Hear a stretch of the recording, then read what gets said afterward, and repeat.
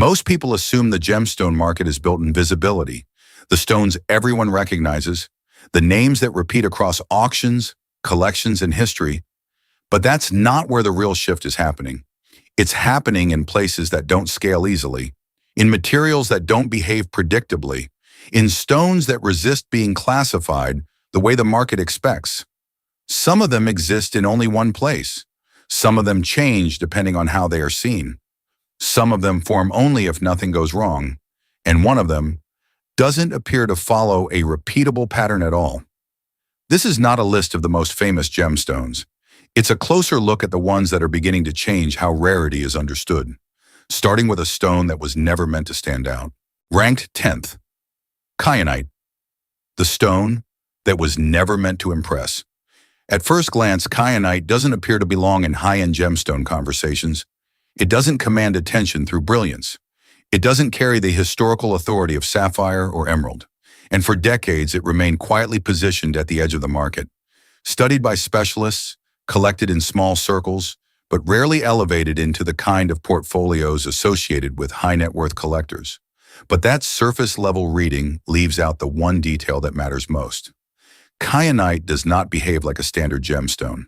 Its hardness changes depending on direction. Along one axis, it can be relatively soft, along another, significantly harder. Not because it is flawed, but because it formed under highly directional pressure, deep within metamorphic environments where force was uneven, prolonged, and constantly shifting over geological time. That internal structure creates a challenge that most gemstones do not have. Kyanite cannot be cut casually. Orientation is not a preference. It is a requirement. A slight misalignment during cutting can fracture the crystal or reduce it to material that can no longer be used, which leads to an outcome that is rarely discussed. Most kyanite never becomes a finished gemstone, not because supply is limited, but because survival is. And in high-level collecting, that distinction begins to matter more over time, because rarity is not defined only by how much material exists within the earth. It is defined by how much of that material can successfully pass through every stage of transformation, from formation to extraction to cutting, without being lost. Kyanite quietly filters itself at every step. What remains is not just uncommon, it is selected by difficulty, and that changes how it is interpreted. In a market where consistency can be engineered, scaled, and repeated, inconsistency starts to take on a different meaning, not as a weakness, but as a form of resistance. Resistance to being standardized, resistance to being easily replaced, resistance to becoming widely available in finished form. And over time, that kind of resistance begins to carry weight, because collectors at the highest level are not always searching for what looks the most refined at the surface. They are often paying attention to what was the hardest to bring into existence in the first place.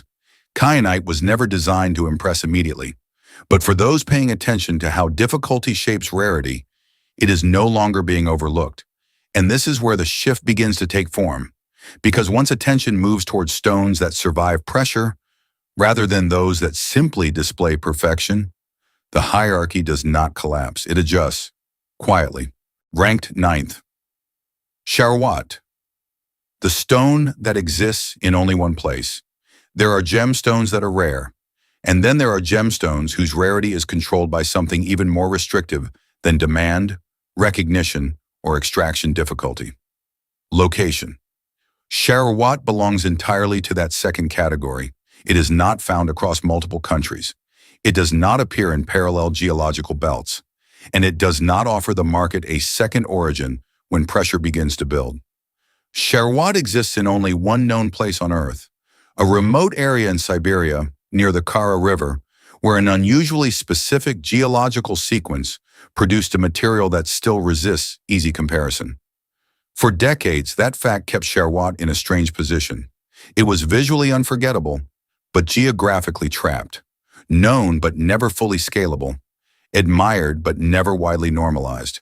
And that distinction matters, because the gemstone market is built around substitution more often than it appears. If one source weakens, another often emerges. If one region becomes restricted, supply usually shifts. If one deposit declines, the trade begins searching for the next available corridor. That logic does not work here. With Charoite, there is no secondary pipeline waiting in reserve. No alternate district has produced equivalent material at commercial relevance.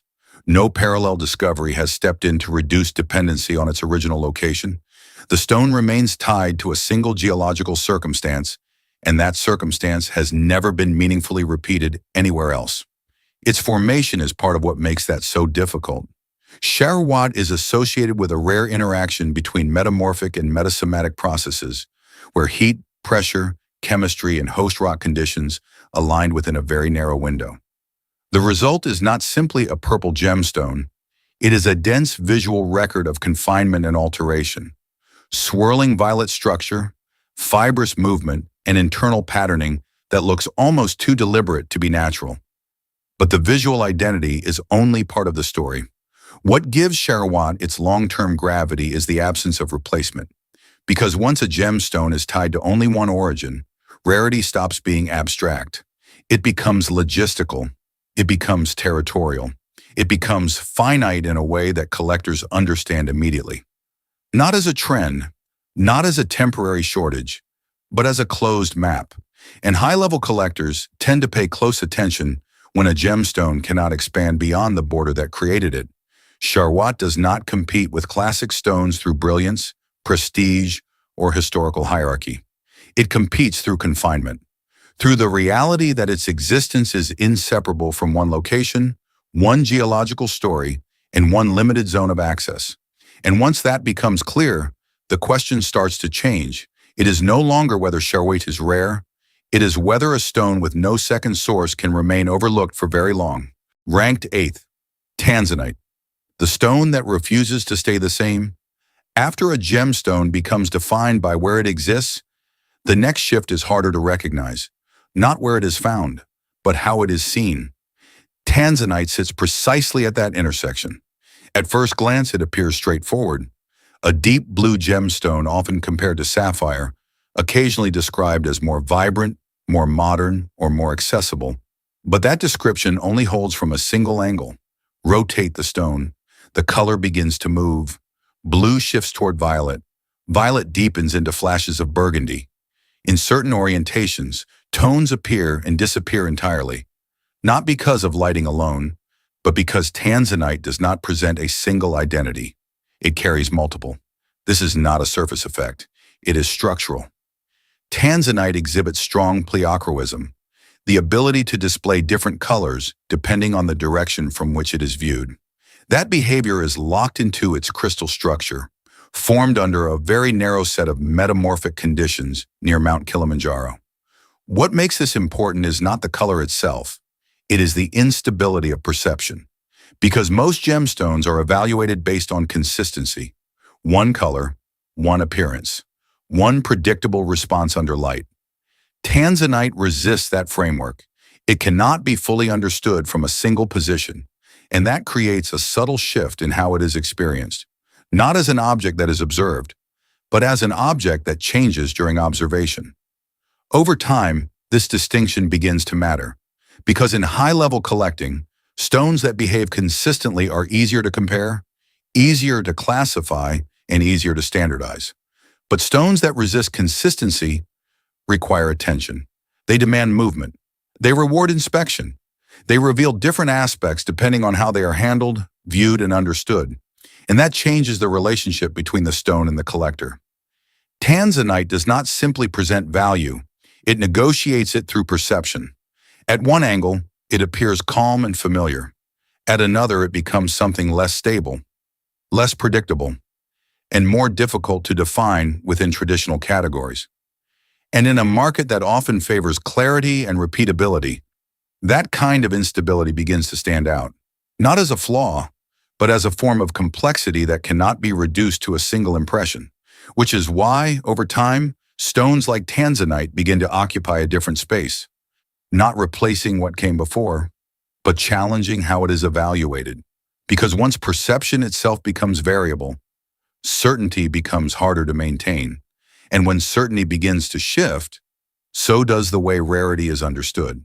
Ranked 7th, Jadeite, the supply that quietly stopped expanding. Most gemstones signal change in obvious ways. A new discovery, a sudden surge in demand, a visible disruption in supply. Jadeite doesn't follow that pattern. Nothing dramatic announces its shift. No single moment marks the change. And yet something about its position has been tightening over time. Jadeite forms under high-pressure, metamorphic conditions, typically in subduction zones, environments where tectonic plates collide and one is forced beneath another. These are not widespread geological settings. They occur under very specific circumstances, and when they do not produce uniform results. Only a small portion becomes gem-quality material, and for decades, the most significant source of that material has been Myanmar. That part is well known. What is less visible is what has been happening around it. Access has become more selective. Extraction has become less predictable. Movement through the market has become more controlled, not in a way that creates immediate disruption, but in a way that gradually narrows availability. The supply did not disappear. It stopped expanding. And that distinction is easy to miss, because markets tend to react to sharp changes. They respond to collapse. They respond to sudden scarcity. They respond to visible imbalance. But they move differently when the shift is slow, when nothing breaks, but nothing grows either. Jadeite now exists within that kind of boundary. The material is still there. The stone has not become impossible to find, but the conditions that once allowed it to circulate more freely have tightened, quietly, without a clear starting point, without a clear signal. And that is where its position begins to change. Because high-level collectors are not only reacting to what is rare today, they are paying attention to what is no longer increasing. A gemstone that cannot expand supply begins to behave differently over time, not through volatility, but through limitation. Jadeite does not rely on visual instability like Tanzanite. It does not shift depending on how it is viewed. It remains consistent, but the environment around it does not. And that contrast creates a different kind of pressure, one that is not seen immediately, but felt gradually. A sense that availability is becoming more selective, more restricted, and less responsive to demand. And in a market where many materials can still scale, a stone that has quietly stopped expanding begins to separate itself, not because it changed, but because everything around it did. Ranked 6th, Sillimanite, the stone that was always there, just misread. Some gemstones don't rise in value because they are discovered. They rise because they are understood differently. Sillimanite falls into that category. For most of its history, it was not ignored. It was categorized, placed into mineral groups, studied for its industrial relevance, recognized as part of the metamorphic family alongside Kyanite and Andalusite, but rarely considered beyond that framework. And that classification shaped everything that followed. Because once a material is defined early in a certain way, it tends to stay there, not because it cannot change, but because no one is looking at it differently. Sillimanite formed under high-temperature metamorphic conditions, often in environments where pressure and heat combine to restructure existing minerals into new configurations. It is not rare in the geological sense. It exists in multiple locations. It can be identified, extracted, and studied without significant difficulty, which is exactly why it was never treated as exceptional. Availability created familiarity, and familiarity reduced attention. But within that broader category, something else has always existed. A very small subset of Sillimanite forms in a way that produces transparency, structural clarity, and under certain conditions, optical effects such as chatoyancy, the same phenomenon seen in the stones traditionally associated with higher recognition. That material has never been common. It has never been abundant. And for a long time, it was not separated clearly from the rest, which meant its rarity was hidden inside a larger, more accessible classification. Not invisible, but diluted. And that is where the shift begins. Because when a gemstone moves from being understood as generally available to being recognized as selectively rare, its position changes without the stone itself changing at all. Nothing new is discovered. No new deposit appears. No external factor forces the shift. Only the interpretation evolves. And once that happens, the hierarchy begins to adjust. Because collectors do not only respond to rarity, they respond to clarity, to the ability to distinguish what is common from what only appears to be. Sillimanite does not compete through geography like Charoite. It does not rely on supply constraint like Jadeite. It exists in a different space, a space where rarity was always present, but not isolated. And once that isolation begins, once the market starts separating the few exceptional specimens from the broader mass, the perception of the stone changes entirely. Not as something newly valuable, but as something that was never fully recognized. And in a market shaped as much by understanding as by scarcity, that kind of shift can be just as powerful. Ranked fifth, Andalusite. The stone collectors didn't announce. Not every shift in the gemstone market is visible. Some of the most important ones don't begin with price, discovery, or scarcity. They begin with behavior, quiet adjustments, subtle decisions, a gradual change in what experienced collectors choose to keep and what they begin to ignore. Andalusite appears most clearly in that kind of movement. It has been known for a long time. It is not newly discovered. It is not tied to a single inaccessible location, and it does not present itself with the kind of brilliance that typically draws immediate attention. At first glance, it seems understated, earth-toned, controlled, often shifting between green, brown, and reddish hues depending on orientation. But that visual restraint is part of what kept it outside mainstream demand for years. It did not compete well in environments where brightness, saturation, and immediate impact define value, which is why something about its recent positioning feels different, not louder, but more deliberate, because the shift around Andalusite has not been driven by marketing or sudden visibility. It has been driven by selection, a small but consistent pattern where certain collectors begin to include it, not as a centerpiece, but as a signal of preference, a signal of taste, a signal of what is being prioritized beneath the surface of the market. Because Andalusite behaves differently from stones built on visual dominance.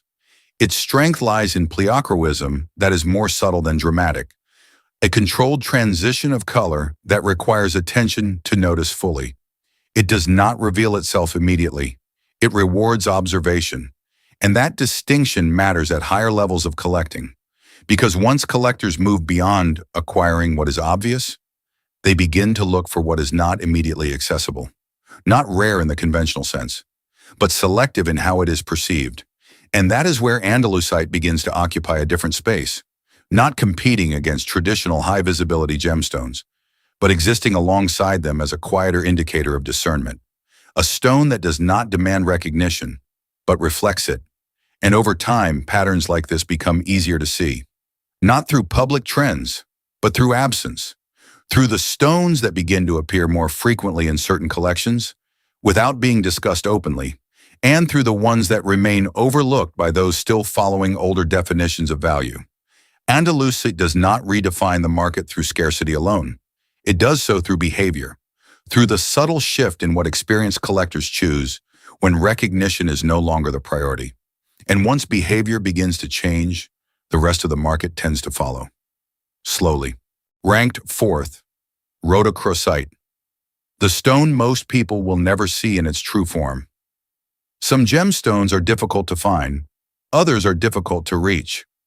Rhodochrosite belongs to the second category, because what most people recognize as rhodochrosite is not what defines it at the highest level.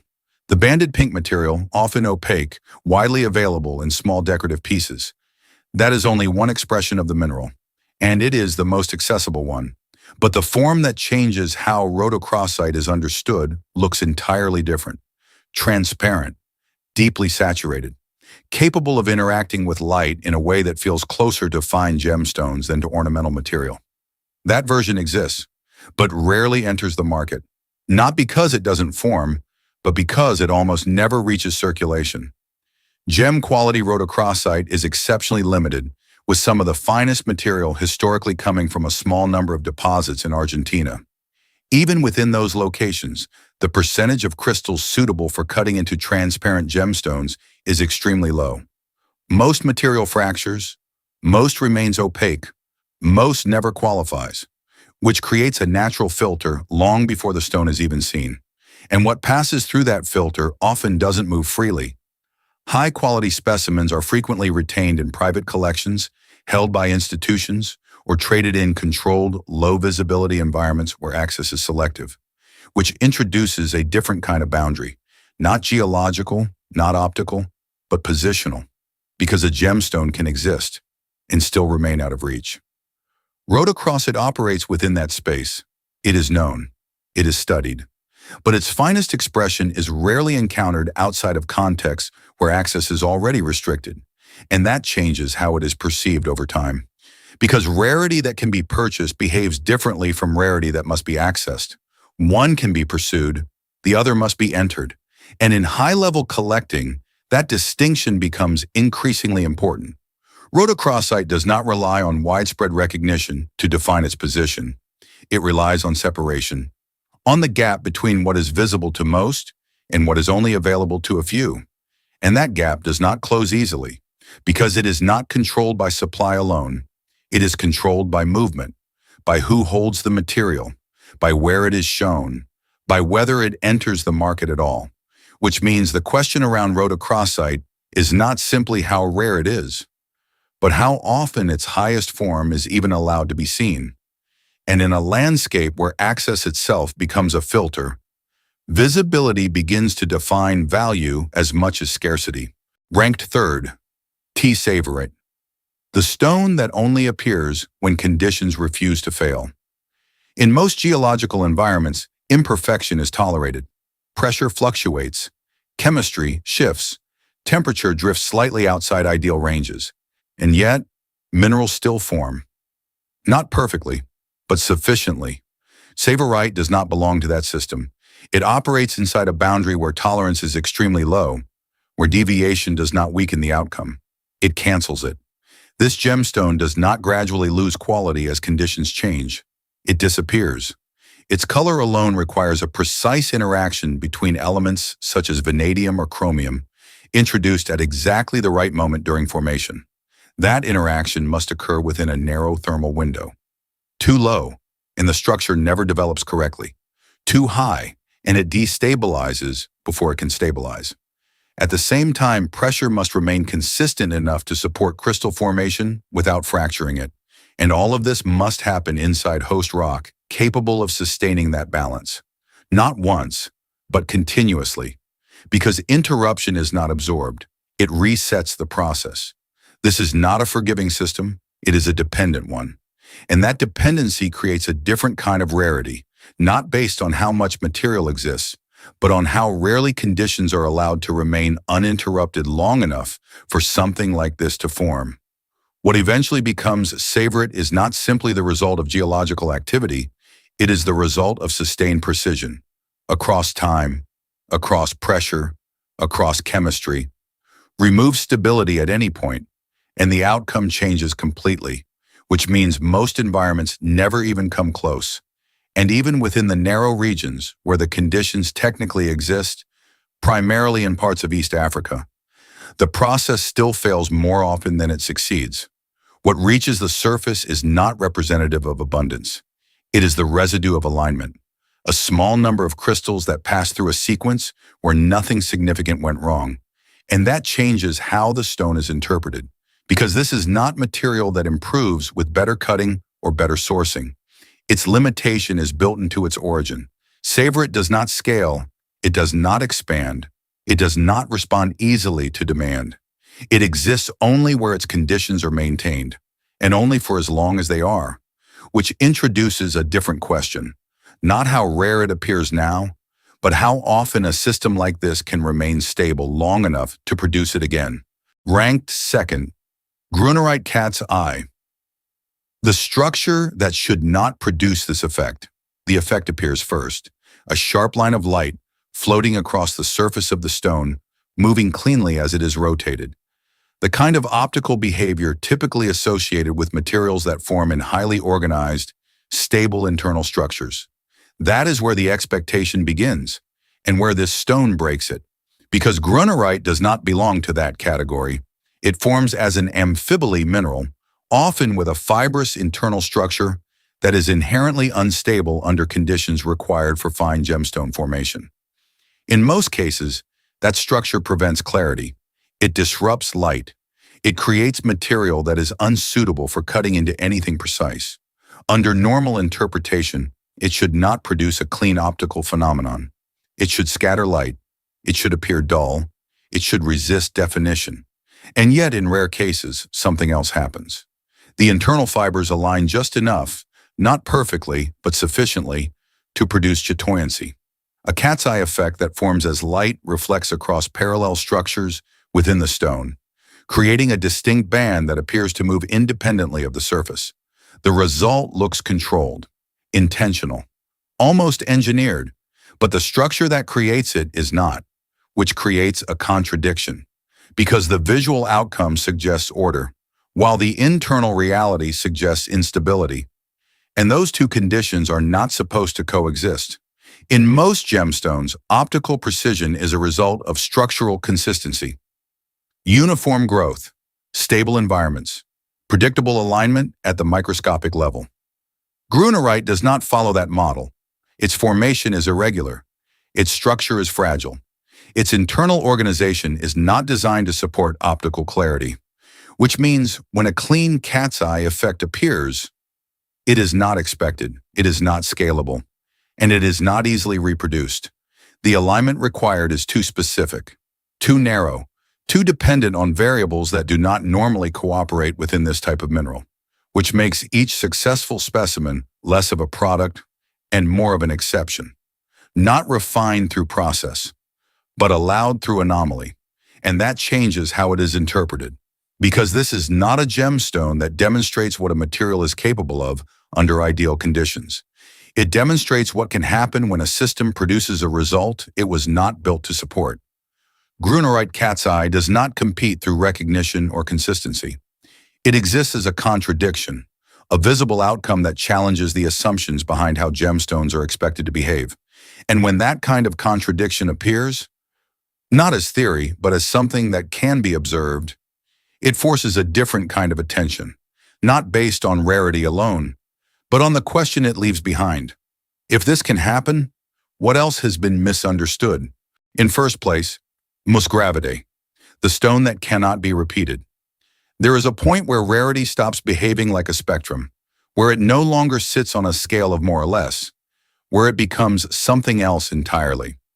Musgravite exists at that point, not because it is simply difficult to find, but because the conditions required to form it do not appear to organize themselves more than a handful of times. Its composition is precise, its structure is specific, and the geological environment that allows both to align is not something that occurs broadly or even predictably within metamorphic systems. This is not a gemstone that emerges from a known pattern. It emerges from convergence, a convergence of chemistry, pressure, and thermal history that must align without deviation, not just once but long enough to stabilize into a crystal that can survive. Even within environments that appear similar, the outcome does not repeat. That is the difference, because most gemstones, no matter how rare, follow a model that allows for expansion. New deposits may be found, old sources may reopen, exploration may extend what was once considered limited. Musgravite resists that model. It has been identified in only a small number of locations, and even within those, gem-quality material remains extraordinarily limited. The conditions that produced it are understood in fragments, but not in a way that allows them to be recreated, extended, or reliably predicted elsewhere, which removes a key assumption that rarity can eventually be reduced. With Musgravite, there is no clear path toward increase. No indication that supply can respond to interest.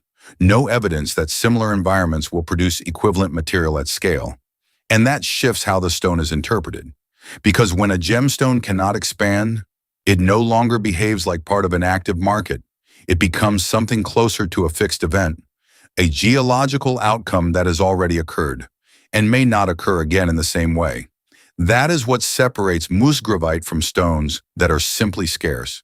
It is not just limited, it is isolated in its own formation history. Each specimen represents a condition that aligned once and has not demonstrated the ability to align again with consistency.